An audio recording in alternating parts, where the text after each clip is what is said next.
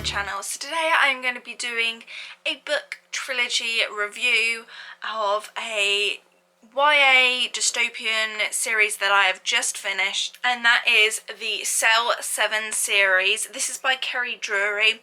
I'd not heard anything about it before, and even when I went to look on YouTube afterwards to see what sort of reviews are up, there was nothing for this series. So I thought, right, we need to make a rundown on the series, a little mini book review, and just share my love for this series, really. So this is a YA dystopian series, and I really enjoyed it. On the back it says sort of the key points that are included in this book. It says innocent, guilty, justice, you decide.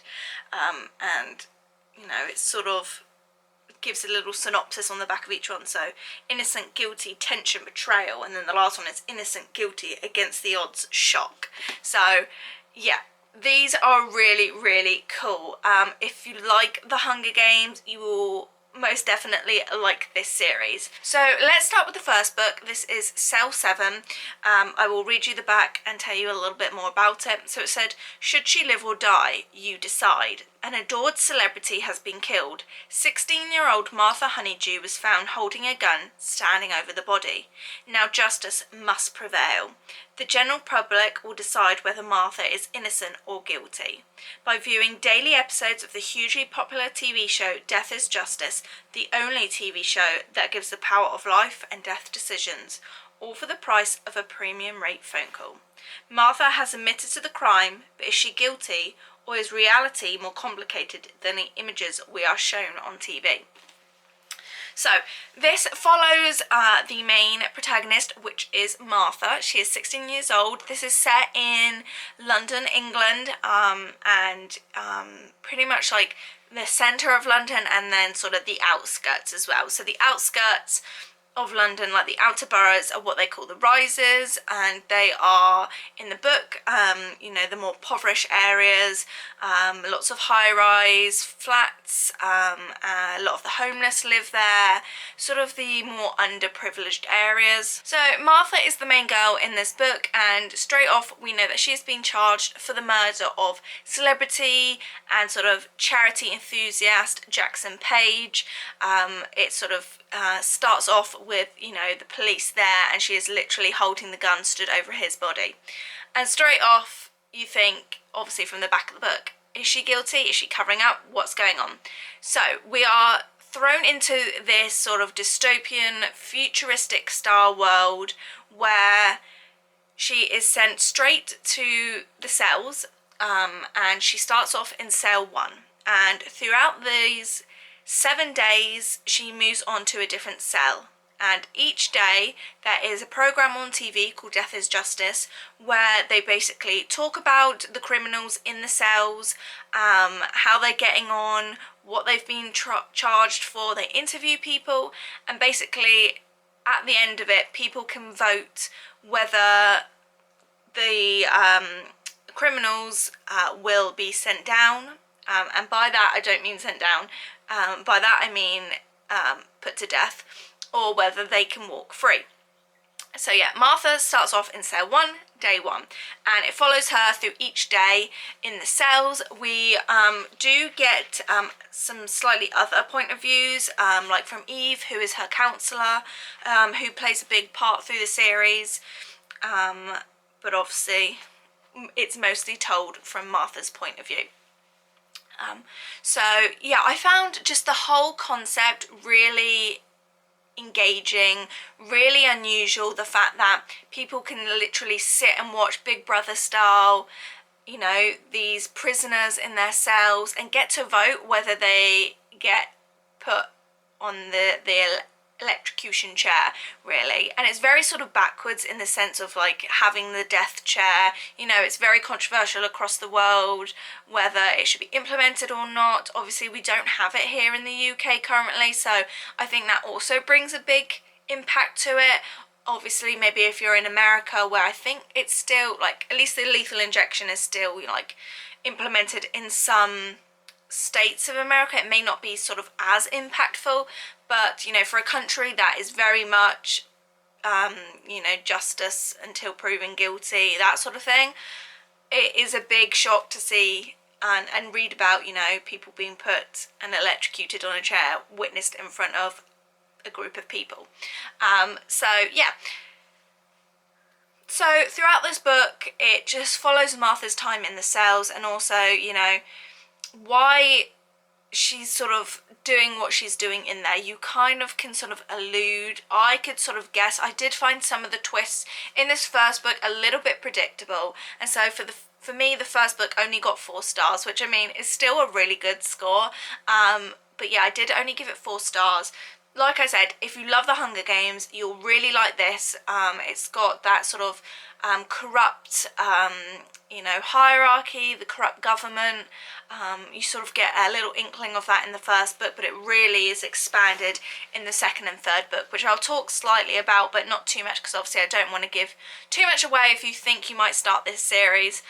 But yeah, just the fact that it just highlights a lot of things that are actually really truthful about, you know, corrupt governments and, you know, poverty, and also where there is money, there is, you know, sort of a bias, and obviously it will get you further. And, you know, with this, the more money you have, the more you can vote for what happens to Martha, and really that then only includes a small area of the population, because you're only getting, you know, those wealthier inner circle people as opposed to the outer circle and the rises. And there you can see how it has that sort of Hunger Games element with the capital and the outer districts. So after finishing the first book, I immediately went and ordered book 2 and 3 off of Amazon, and, you know, really wanted to continue through this world and follow what happens. In this second book, I won't go on too much because I don't want to spoil the first book, but it does follow someone else in the cells. I won't say who, but it does follow the cells again. We see recurring people from the first book, and I think I enjoyed especially the second and third book, maybe even slightly more than the first book, which is odd for me because I always love the first book in a trilogy because it really sets the world. But I think for the second book there were twists and turns that I maybe didn't expect. There was a lot more sort of lies and deceit in the second book. You know, people were becoming allies together and you didn't really know what their motives were, whether they had really honest motives. And so yeah, I gave this book 5 stars, and I actually gave the last book 5 stars as well.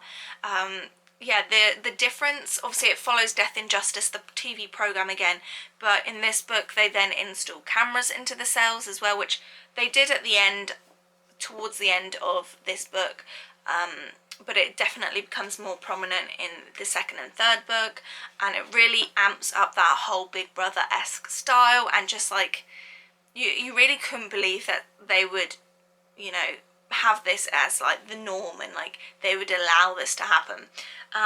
But it does, and yeah, some big events happen in the second book, and let's just say I was extremely pleased to have the third book straight on hand to go into. Again, this sort of wraps everything up, all the injustice, all the lies, or the deceit, or the corruption. I'm still not totally convinced on Sophia as a character. I will say that doesn't really give anything away. I don't know if maybe I was reading into it a little bit too much, but I've just felt like there may have been an ulterior motive at the end to get her to where she wants to be, and I'll just leave it at that.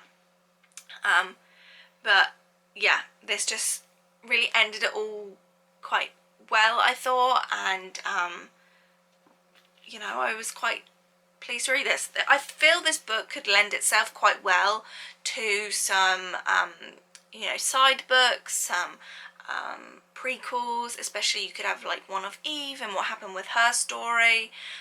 You could have more about Isaac and his story, and Isaac is one of also the main characters in sort of Cell 7. He's not, his full like motive and like, I guess, relationship isn't brought out until, you know, halfway through the book, I'd say.